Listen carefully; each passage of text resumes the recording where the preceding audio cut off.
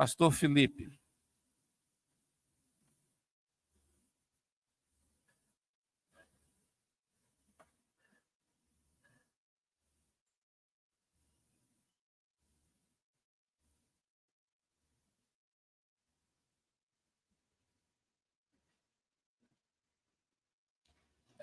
Eu já tinha ouvido falar dele.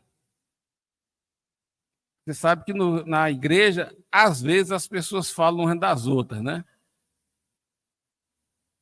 E graças a Deus, o que eu ouvia falar dele, eu ouvia do irmão Gilberto e só ouvi coisas muito boas. E parodiando, nem citando, parodiando o Jó, antes eu te conhecia de ouvir falar. O Luiz Horácio? Você já conhecia ele? Então. Mas agora ele veio visitar o Gilberto, está mais perto do trabalho do Gilberto, e a maneira mais simples é se hospedar lá em casa. Então, o ticket de ter acesso ao Gilberto é ter que conviver com o Horácio. Tem sido uma bênção estar com o Felipe, é um homem de Deus, ele já repartiu alguma palavra conosco na sexta-feira à noite, no grupo caseiro, e é claro que queremos que toda a igreja receba do dom e da graça que Deus deu a ele. Felipe, que o Senhor te abençoe e prega a palavra para nós. A paz do Senhor Jesus, amém? Eu queria externar minha alegria de estar aqui com vocês hoje. Eu não fazia ideia que estaria aqui hoje à noite, muito menos que teria oportunidade de trazer a palavra. Na verdade, eu esperava ouvir ou o pastor Horácio, ou o pastor Damião, ou talvez o Dr. Wilbon. Vocês carinhosamente o chamam de Gilberto, que é mais fácil para mim falar também. Eu conheci o Wilbon, agora eu fiquei conhecendo o Gilberto. Então, eu não sei quantas vezes eu vou poder estar aqui com vocês, eu não sei se o Senhor vai me dar novamente essa oportunidade. Então, que essa passagem minha aqui, eu possa deixar uma palavra que tem ardido no meu coração e eu tenho convicção que ela deve ser pregada. E depois eu gostaria que os pais, que aqui estão presentes, eu vi muitas crianças aqui, compartilhassem essa mensagem com seus filhos. Não hoje, sempre. Jesus fala, deixai vir a mim as criancinhas e não as impeçais. Não as impeçais, não coloque impedimento, não se oponha, mas também tem o sentido de não reter algo deles. Não deixe retido dos seus filhos conhecimentos que sejam preciosos. Mais do que conhecimento, o temor do Senhor, que é o princípio da sabedoria. Seu filho terá temor do Senhor a partir do momento que ele vê que você tem temor ao Senhor. Que você ama a sua esposa, na prática, não fica falando eu te amo, mas prova que você ama o seu marido na prática e que você ama a Deus sobre todas as coisas, inclusive acima deles, na prática. Eu queria convidar os irmãos. Primeiramente, eu queria fazer uma pergunta para você, antes de você ler. Pode baixar só um pouquinho. Eu realmente falo baixo. Pronto. Eu queria fazer uma pergunta. Quem aqui gostaria de experimentar a boa, perfeita e agradável vontade de Deus? Amém? Tem os irmãos, levantou a mão, não. Vou falar de novo para você entender. Quem gostaria de experimentar e de viver a boa, perfeita e agradável vontade de Deus? Amém? Amém. Romanos capítulo 12.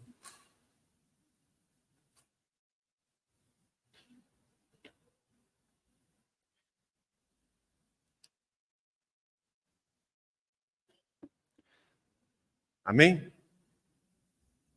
Romanos capítulo 12, verso 1 diz assim: Rogo-vos, pois, irmãos, pela compaixão de Deus, que apresentei os vossos corpos como sacrifício vivo, santo e agradável a Deus, que é vosso culto racional.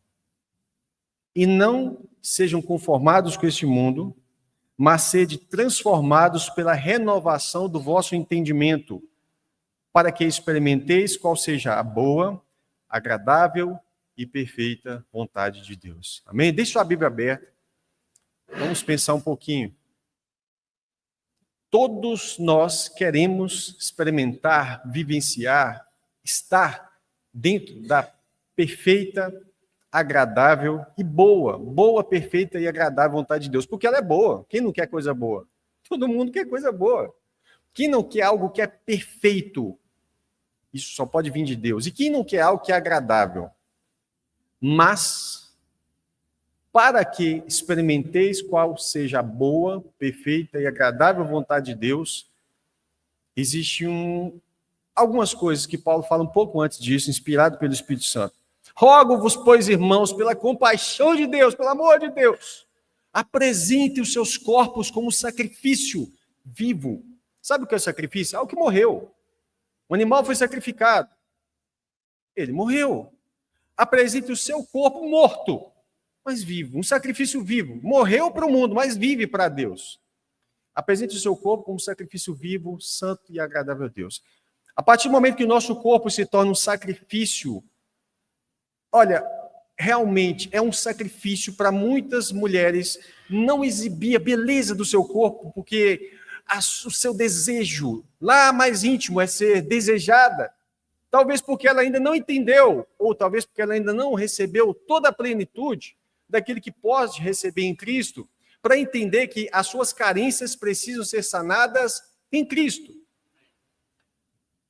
E às vezes nós não temos a capacidade de oferecer o nosso corpo como um sacrifício. Senhor, o meu desejo era me mostrar, ser desejada, exibir-me, para me sentir amada, mas o amor que vem de Deus tem que suprir essas coisas em nós.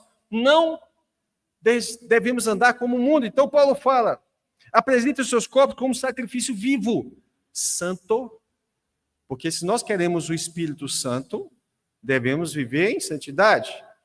O Espírito nos santifica e, ao mesmo tempo, a Bíblia fala que nós precisamos caminhar em direção a essa santificação.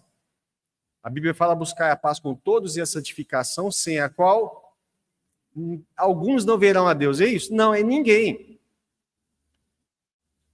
Apresente os seus corpos como sacrifício vivo, santo e agradável a Deus. Esse é o seu culto racional. Você sabe que está se matando. Você sabe que o seu desejo está ardendo. Mas ele falou do corpo como um todo. Homem também tem corpo, certo? Apresente os seus olhos a Deus. Que os seus olhos sejam apenas para a sua esposa. Ah, mas eu não sou casado, ainda bem. Apresente os seus olhos para a sua esposa. Você não entendeu? Um dia você vai casar, você já tem que ter os seus olhos focados lá na frente e falar, Senhor, eu quero o melhor de Deus para mim. Mas para Deus te dar o melhor de Deus, muitas vezes, Ele vai te preparar para você ser o melhor de Deus para aquela pessoa. E isso começa lá atrás. Uma pessoa que é infiel a Deus na sua mocidade vai ser infiel ao seu cônjuge no casamento, isso é óbvio. Nós precisamos ensinar os nossos jovens, os nossos adolescentes, as nossas crianças e até os nossos adultos, de modo geral, que a virgindade ainda é valorizada nos preceitos de Deus. Para o mundo isso não vale nada, é zombaria. É uma coisa que o diabo odeia, zomba. E até alguns crentes dizem, como eu ouvi uma vez de um certo líder de jovem, que os jovens da igreja precisavam primeiro experimentar a relação sexual para ver se ia agradar ou não, porque depois casa e fica frustrado. Já imaginou onde a igreja está chegando? E aqui, Paulo continua dizendo, e não sejam conformados.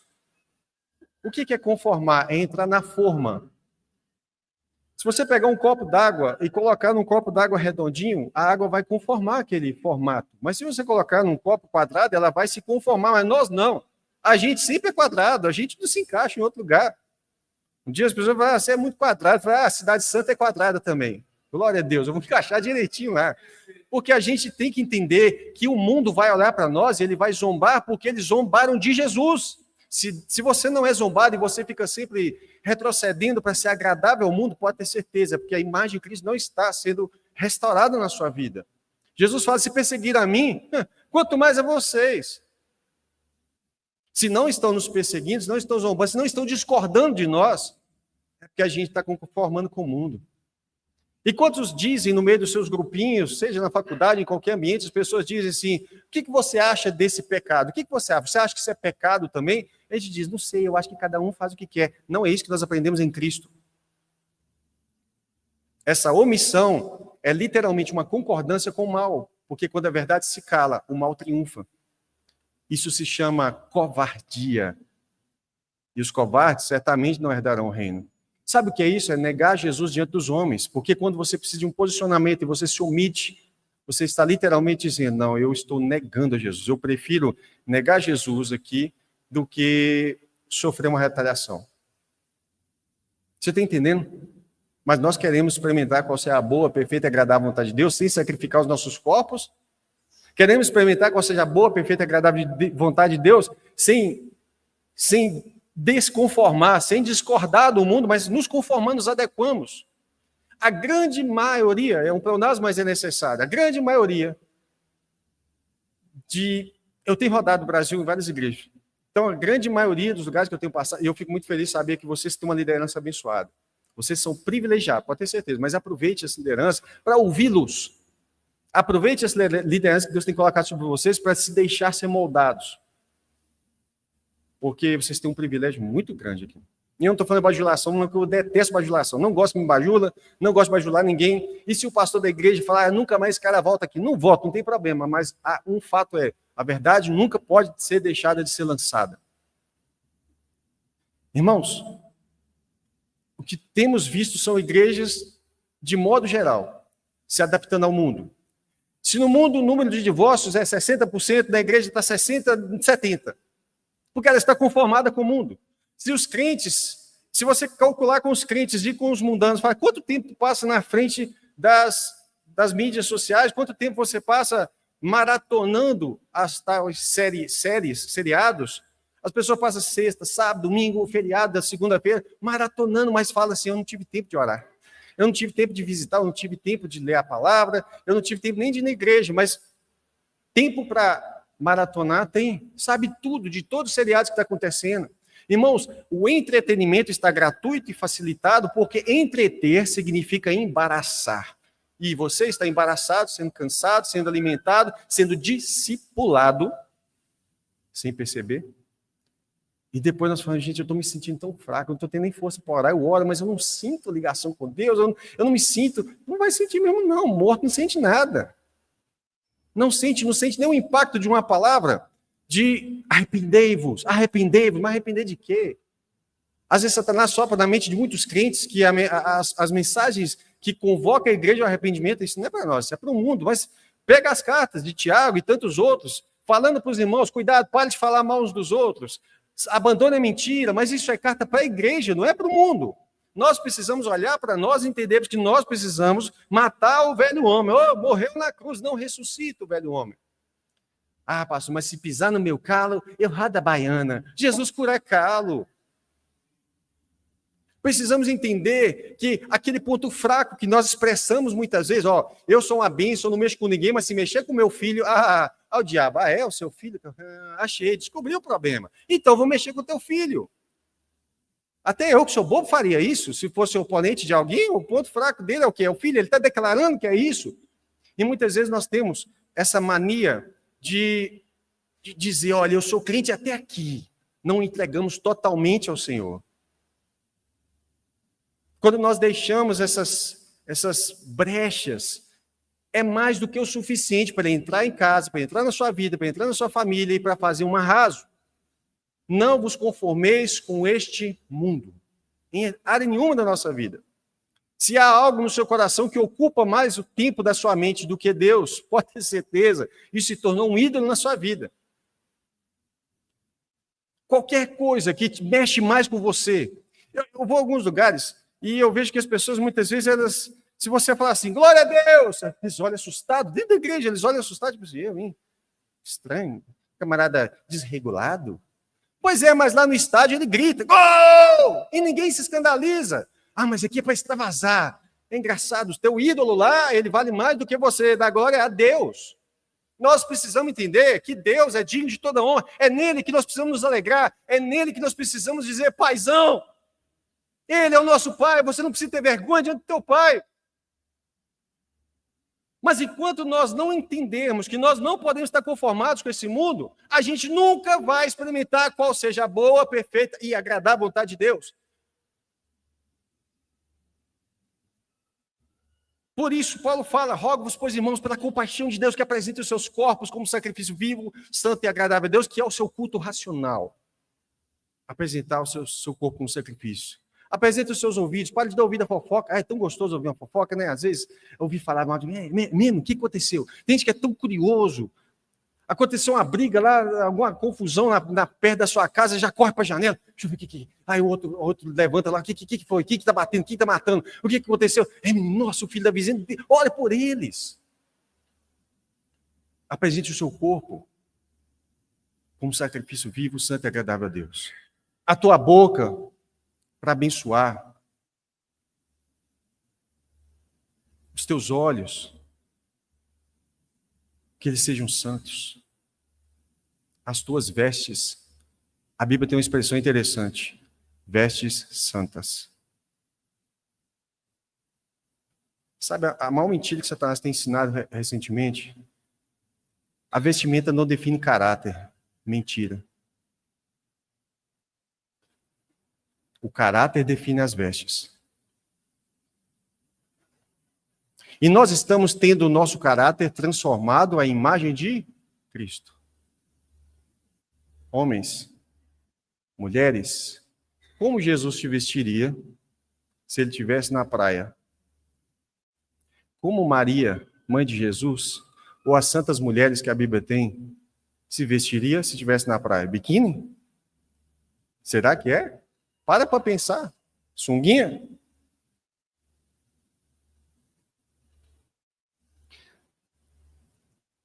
A igreja tem se conformado. Aqui vocês estão longe do litoral, isso talvez não faça muito sentido para você. Mas a igreja tem se conformado exatamente ao padrão do mundo. E toda moda que surge lá, abraçamos muitas vezes. E depois nós dizemos, eu quero experimentar a boa, perfeita, agradável vontade de Deus, amém.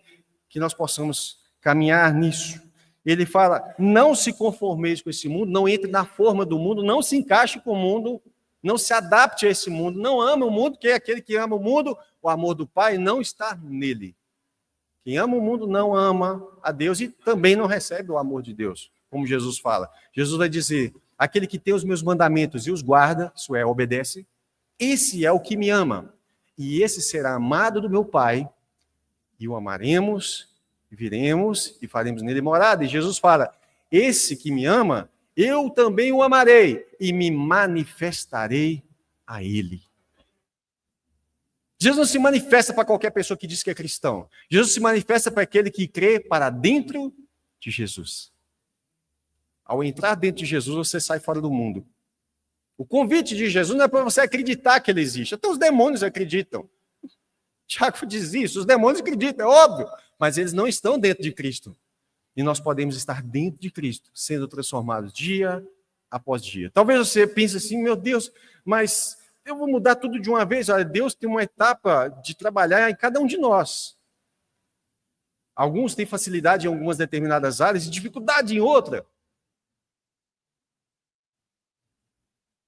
Mas Deus conhece cada um dos seus filhos. Você não tem filho? Cada filho é diferente. Tem filho que você olha para ele, você fala assim, esse aqui pode mandar ele fazer isso aqui, que ele fala, maior alegria. Aquele lá não. Mas você vai olhar as qualidades de um e de outro, você vê. Eles são diferentes. Deus permite que seja assim.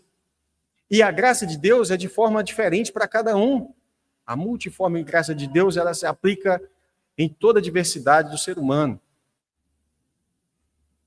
Talvez nós olhamos para o, falando aqui na condição de um todo, assumindo essa condição de um todo, olhamos para o marido e permitimos que Satanás aponte os defeitos, e muitos defeitos. Isso exclui da nossa mente todas as qualidades que ele tem. Talvez nós olhemos para a esposa da mesma forma, potencializando defeitos e ignorando qualidades. Ignorando o poder de Deus para mudar aquela situação. E a Bíblia fala, não pague o mal com o mal, mas vença o mal com o bem. Esse mesmo capítulo.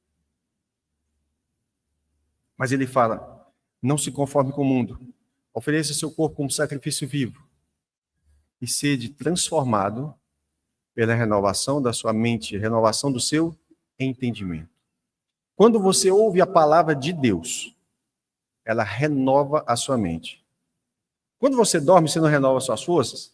Você dorme cansado assim, não é bom? Às vezes aquele dia que você está cansado, que você chega, deita, você não demora 1 minuto para dormir, você já cai na cama, tum, e ronca. Se você pudesse dormir 100 horas para acordar, sem colocar um despertador, mas só vou acordar agora na hora que eu acordar. E de repente você acorda e fala, meu Deus, parece que eu estou totalmente renovado. É tão gostoso. Isso é renovação da sua força. Mas Deus quer renovar a nossa mente.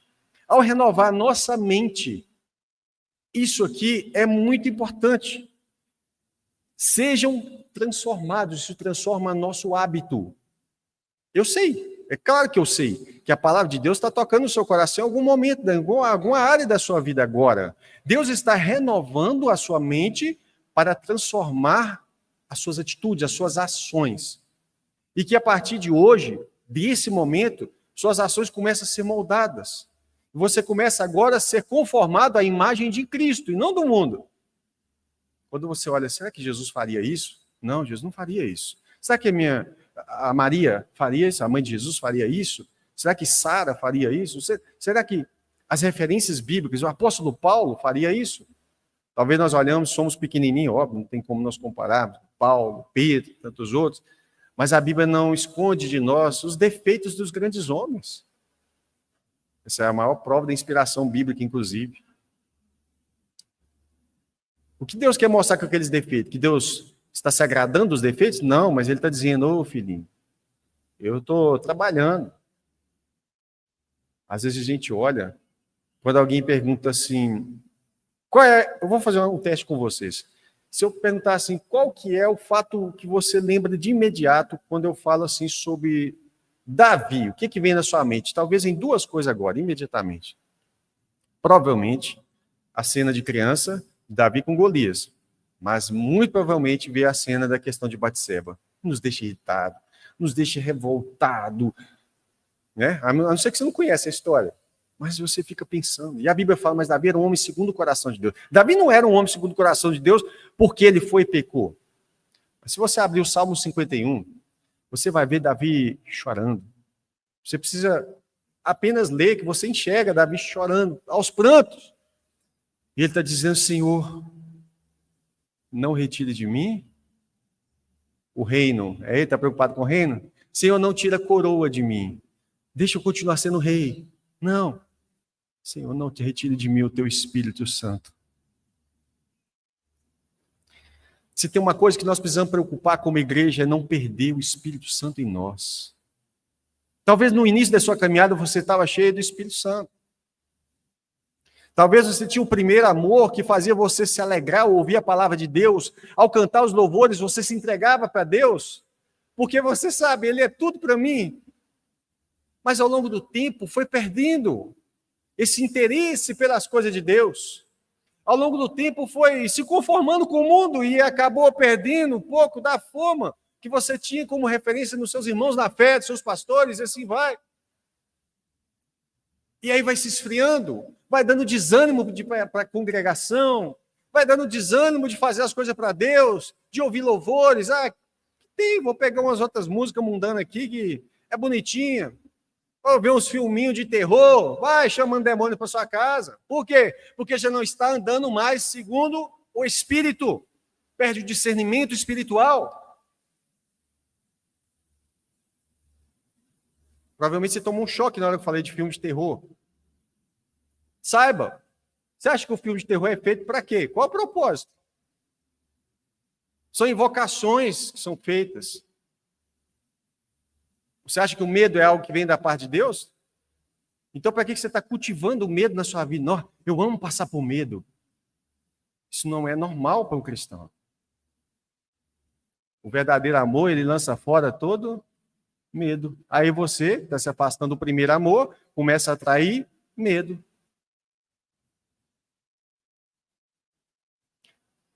Não se engane, crentes passam por Influência, eu não estou falando de possessão.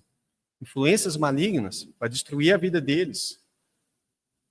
Sugestão, não é assim que foi assim com Eva? Satanás não podia tocar em Eva, mas ele podia sugestionar a sua mente.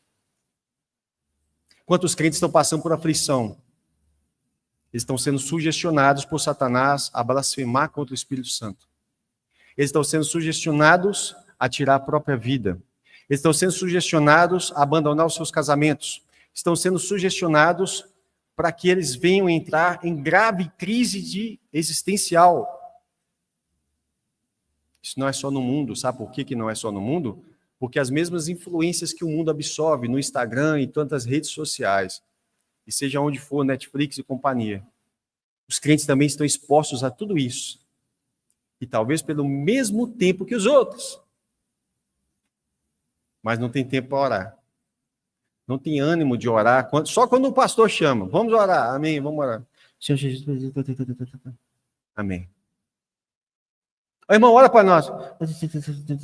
Amém. Sabe por quê? Sabe por que está assim sem vida? Porque não tem vida. Mas fica chateado se falar. Não tem coisa pior do que nós vivermos sem vida. E tão próximo da vida. Estamos assentados sobre um tesouro. Imagina, você recebeu um lote de herança e lá embaixo está lotado de ouro. Só que você não sabe. Aí na preguiça você nunca cavou, nem para fazer um fundamento da casa, você não quer construir nada em cima disso que lhe foi dado. E de repente você fala, quer saber, eu vou abandonar esse lote, vou dar isso para alguém, vou vender, e você abandona aquilo ali. Alguém chega e cava e acha ouro, fica bilionário, todo feliz da vida. Guarda bem o que tens, para que ninguém tome a tua coroa. Nós estamos tendo acesso a todas as bênçãos espirituais, e muitas vezes estão preocupados só com as coisas materiais, e nos achamos abençoados. Isso é uma loucura. Quer saber o que é importante para qualquer cristão? O mais importante para qualquer cristão não é fama, não é dinheiro e nem saúde. O mais importante para um cristão é ele ter reconhecimento no mundo espiritual. 5 filhos de Seva queriam expulsar um demônio em nome do Jesus a quem Paulo prega. Ué? Eu te excomungo em nome do Jesus a quem Paulo prega.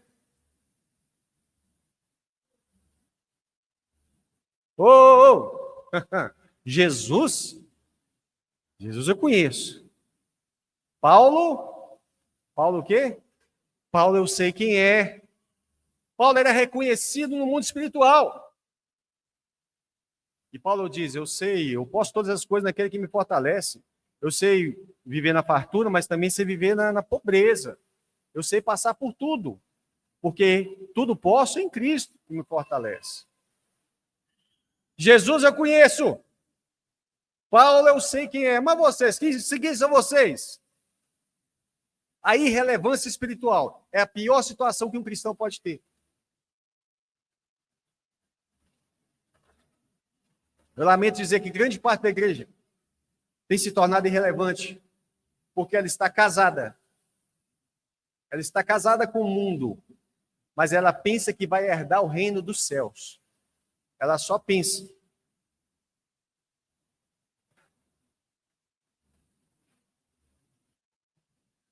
Bem, antes de tudo, eu precisava fazer essa introdução.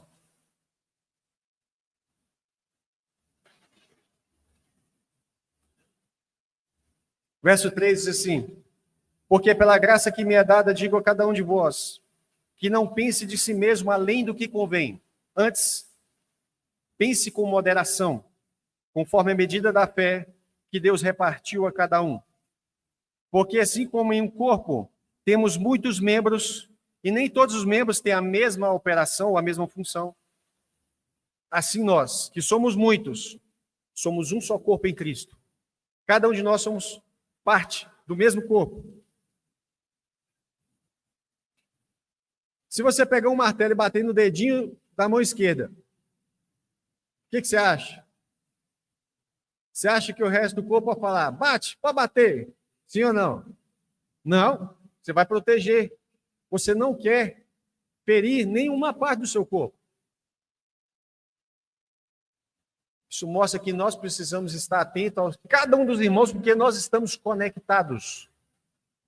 Cada um de vocês que estão aqui nessa comunidade precisa entender que todos vocês estão conectados ao cabeça. E o cabeça não é os pastores, cabeça é Cristo. Os pastores são ovelhas. São como aqueles irmãos mais velhos que o pai sai de casa e fala assim, ó, você cuida dos seus irmãozinhos aí. Uma coisa que nós temos visto no Brasil afora é os pastores não entenderem a sua posição de ovelha. Pastores são ovelhas. Isso não quer dizer que eles não têm autoridade. Isso não quer dizer que eles não devem ser reconhecidos. Mas quer dizer que eles não devem ser dominadores do rebanho. Quer dizer que eles não são proprietários, não são empresários, não são administradores de empresas. Eles estão cuidando do rebanho de Cristo. Vocês são preciosos. Ah, pastor, mas eu tenho muitas falhas. É por isso que Jesus, o Senhor, salvou. Onde abundou o pecado, superabundou a graça, amém? Mas não tem que continuar no pecado, porque a graça chegou para te libertar do pecado. Não é para você ficar confortável no pecado. Precisamos estar constrangidos. Senhor, a tua graça veio sobre mim de uma maneira poderosa. Olha de onde o Senhor me tirou. E olha para onde Satanás está querendo me levar para uma situação pior. Me livra, Senhor. Me liberta disso. Me liberta do meu orgulho, do meu ego. Me liberta do engano. Me liberte das minhas tentações. Me liberte da minha implicância com meus irmãos. Tem irmão que é implicante. Hoje terá ceia do Senhor. É a comunhão do corpo de Cristo. É onde nós declaramos diante do nosso Senhor e Salvador Jesus Cristo que nós estamos em unidade no corpo dele, como membros. Nós estamos tendo amor, amando uns aos outros. Jesus não fala assim, vocês serão considerados meus discípulos quando vocês se reunirem no mesmo local. Não. Se vocês amarem uns aos outros, serão meus discípulos. Às vezes está tendo um problema na família de alguém. Satanás está ali atacando. Ou seja, um dedinho está sendo martelado. O que a gente tem que fazer? Tira esse dedinho de lá. Faça um curativo. Aplique uma injeção. Faça o que for para amenizar um pouco essa dor.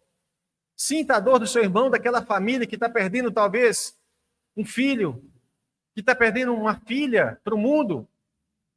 Abrace-os. Não. O que a gente faz? Empresta a língua para Satanás. E sai difamando os nossos irmãos com os outros. Tem irmão que nem precisa. Aqui vocês não precisam daquele negócio de ficar usando gravata, aquela obrigatoriedade, né? Até fiquei preocupado, não sabia como era a igreja, pensei, eu só vou levar. Eu pensava que Brasília era super quente, depois descobri que não está tão quente assim. Mas tem irmão que não precisa nunca de usar uma gravata, nem no círculo social, porque a língua dele é tão grande que já faz o papel da gravata. Precisamos entender que nós não podemos ser ferramentas do inimigo para destruir o corpo de Cristo. Antes precisamos ser ferramentas de Deus para edificação. E Deus nos deu, mas nós precisamos tomar posse, pedir, desejar e buscar ferramentas espirituais. E brevemente quero falar disso aqui, porque creio que os pastores darão continuidade nesse assunto. Dons espirituais são as ferramentas para batalhar no âmbito espiritual. Existem ferramentas naturais, existem ferramentas que são espirituais. Discernimento de espírito, por exemplo, você não precisa pensar que você tem discernimento de espírito porque você conhece muito de Bíblia. Conhecer Bíblia não te habilita a discernir espírito. Não. Ah, eu tenho experiência. Experiência não te habilita. Isso é um dom do Espírito Santo, onde ele revela para você. Há uma situação na Bíblia interessante, onde uma moça, ela tinha um espírito de adivinhação. Aí você pensa, o inimigo, se ele manifestar, ele vai falar mentira. Não, o que ela fala é verdade. Esse é que é o problema. Porque Paulo e Silas estão passando e ela vai lá e grita, esses homens que vocês estão vendo aí, ó, eles anunciam para vocês o caminho da salvação. Verdade ou não? Era perigoso nós passar e falar assim, amém. para o espírito mal. O que Satanás estava buscando ali era validação. Porque uma vez que as pessoas vão olhar e falar assim, acertou mais uma. E não precisa pensar que é tão simples assim. Se você não tiver revelação no espírito, nunca vai descobrir. Porque o discernimento de espírito é dado pelo espírito. Não é, eu conheço muito de comportamento humano. Não, isso não vai resolver. Até que Paulo se zangou com a situação, chegou lá e sai dela. E ela parou de dar lucro. Ela era uma escrava, né? Ela era uma escrava espiritual. A Bíblia fala no plural de dons de curas. Não é dons de curar, dons de curas. Estive falando com uma parte do grupo da igreja sobre isso. Existem doenças que elas são de origem natural. Está comendo muito açúcar, está comendo muita gordura, sei lá o que está fazendo, que agora, depois que eu vi o Wilbur, com a idade que está, e tomando Coca-Cola, eu falei, meu Deus do céu, caiu por terra tudo que eu pensava sobre saúde. Né? 90 é mais um pouquinho. Mas, às vezes, são consequências das nossas noites mal dormidas, e etc., do nosso estresse diário, e muitas coisas, do nosso rancor guardado no coração, e muitas outras coisas. São doenças de origem natural, mas existem na Bíblia várias referências, não vai dar para entrar aqui nesses detalhes, doenças de origem espiritual. E aí eu quero dizer uma coisa. É fato que talvez nem todas as doenças de origem natural serão curadas. Porque um dia você tem que morrer. Ou você vai morrer de acidente, você vai morrer de doença, alguma coisa. Eliseu, por exemplo, o profeta, morreu de doença. E nem deixou de ser homem de Deus nem nada. Mas depois de morto, jogaram um soldado na cova onde é que ele estava lá e tocou nos ossos dele e ressuscitou. A unção de Deus é tão grande na vida de Eliseu. E aí o que acontece? As doenças de origem natural, Deus cura. Deus ainda cura. Deus cura as suas emoções, porque alguns crentes parecem que duvidam. Tudo agora é terapia. Não estou falando que você não deva procurar algum... Mas você já parou para pensar que muitas vezes a pessoa procura terapeuta, mas não procura os pastores?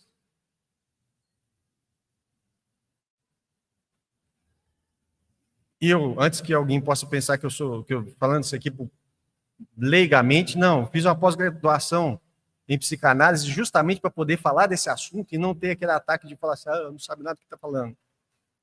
Mas para pensar. As pessoas pararam de crer que Jesus cura a depressão. Isso é uma loucura. Deus cura. Amém ou não? Deus cura câncer, irmão? Amém. Mas agora o que eu quero falar... Há doenças de origem espiritual. E todas elas Deus quer curar imediatamente. Uma mulher andava curvada, 18 anos, coluna perfeita, era um demônio. Um rapazinho era surdo, mudo, era jogado na água, jogado no fogo, espumava a boca, se debatia, e o demônio só saía dele quando quebrava, quando causava uma fratura nele. Está escrito assim, quebrantava. Quebrantamento não é quebrantamento de coração, quebrava o osso dele. E aí largava ele depois, e depois voltava, e aquilo era uma coisa terrível. Jesus faz uma pergunta interessante, desde quando acontece isso? Desde pequeno. Quando Jesus fala, deixe vir a mim as criancinhas, você acha que é só Jesus que está de olho nas crianças? O inimigo também. Uma rápida experiência. Meu filho estava sofrendo um ataque do inimigo. E ele acordava desesperado. Pai, não, não, não. Eu pensando, isso aí é um sonho, um pesadelo. E não era. Aconteceu uma vez, 2 vezes, e eu desligado, não, terceira vez, se não me engano. Mas, vamos orar por ele para arrepender. Isso aqui não está muito normal. E eu com aquela teologia de que não, o inimigo não toca em crente, não sugestiona, né? Oramos e nunca mais. Depois disso, um irmão de Brasília, um casal, me ligaram e o rapaz contou a mesma situação e falou, pastor, o seu filho sofreu demais, porque é terrível. Que eles ouviam que, falando assim, para falar mal do Espírito Santo, para eles pronunciar a palavra contra o Espírito Santo. E uma resistência deles de um choro. E depois um irmão lá do Espírito Santo me liga falando a mesma coisa. Eu falei, eu vou fazer um estudo sobre isso. Aí encontrei o material do Dr. Wilbur, sobre guerra espiritual. indico para vocês lerem. Evidentemente, eu acredito que a maioria que já leu. Mas o que eu quero dizer, se não houver ferramentas espirituais para tratar as curas, libertação e tantas outras coisas, a Bíblia fala que o Filho de Deus veio para desfazer as obras do diabo. E ele faz isso por meio de mim e de você. E Deus está querendo nos munir de ferramentas para que nós possamos desfazer as obras do diabo. Mas como desfaremos as obras do diabo nos outros se as garras dele ainda estão nas nossas costas? Que nós possamos nos abandonar o mundo, oferecer o nosso corpo como sacrifício vivo e agradável a Deus. E nós venhamos desconformar com o mundo, mas se conformar à imagem de Cristo. E aí sim, nós vamos experimentar a boa, perfeita e agradável vontade de Deus. Amém, meus queridos? Queria agradecer a oportunidade. Que Deus abençoe a vida de cada um de vocês. E muito obrigado pela hospitalidade dos 2 grupos que eu tive lá com vocês, tá? E principalmente o pastor que tem me hospedado lá no quartinho do Tito, né? Tomei o quartinho do Tito. Amém. Queridos, acho importante que oremos e abençoemos aí a vida e o ministério do pastor Felipe. Damião, você poderia abençoar aqui o nosso irmão e ministério?